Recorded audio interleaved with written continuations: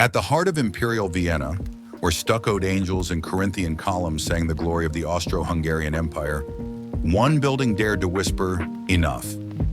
This is the Looshaus, designed by Adolf Loos in 1910. A radical act of architectural rebellion, it renounced historical decoration and helped lay the foundation for modern architecture.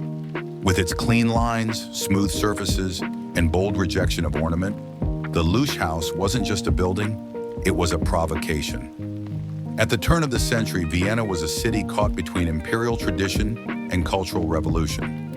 While the Ringstrasse displayed the opulence of historicism, a younger generation of artists and architects, led by the Vienna Secession, were searching for new forms of expression. But while secessionists like Otto Wagner and Joseph Hoffmann still embraced artistic decoration, Adolf Loos went further. He believed that modern life demanded functional clarity and aesthetic restraint. In 1908, he published his manifesto, Ornament and Crime, a fierce indictment of decoration as a waste of labor and intellect. 2 years later, he would put those principles into practice, in the heart of the empire. In 1910, Leopold Goldman, a visionary tailor and retailer, commissioned Adolf Loos to design a new commercial residential building for his company Goldman and Salach.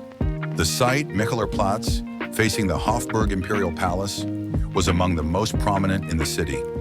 Rather than compete with the ornate Baroque facades surrounding it, Loos chose defiance through restraint. The Looshaus would not flatter the past, it would face it down. Loos saw himself not as a stylist, but as a moralist of design.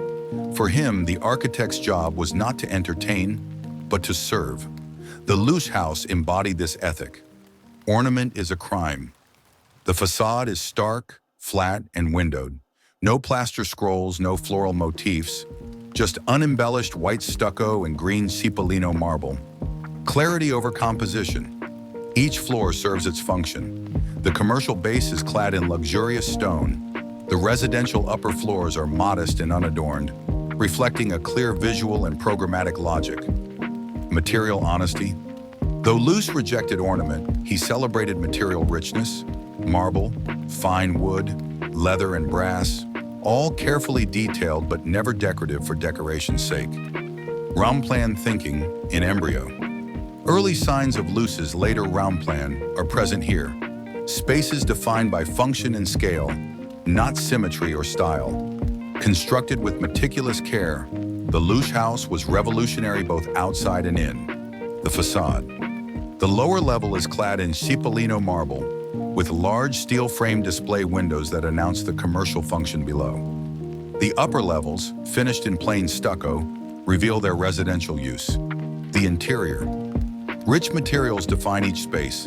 Mahogany paneling, brass fixtures, handcrafted leather benches, and custom-designed furnishings that serve function with elegant minimalism. Innovative typology. Loos created one of the first truly modern commercial buildings in Europe, a prototype for the modern department store, where display, structure, and customer flow were paramount.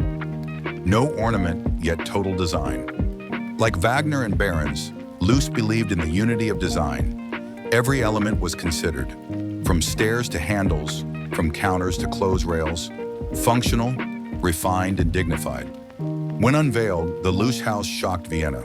Critics called it a bald box, a disgrace to imperial surroundings. The emperor allegedly ordered the curtains drawn across the Hofburg windows so he wouldn't have to look at it. But over time, the Looshaus proved prophetic.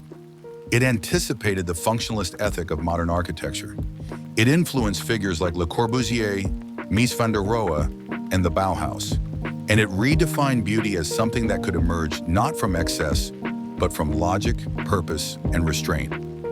Today, the Looshaus stands not just as a landmark, but as a symbol of architectural courage, a building that dared to say, modern life needs a modern language. The Looshaus is not just a building, it is a line in the sand, a moment where architecture stepped out of the past and faced the modern world with clarity and conviction. If this journey into Adolf Loos's radical vision moved you, subscribe for more explorations into the ideas, spaces, and rebels that shape the architecture of the present.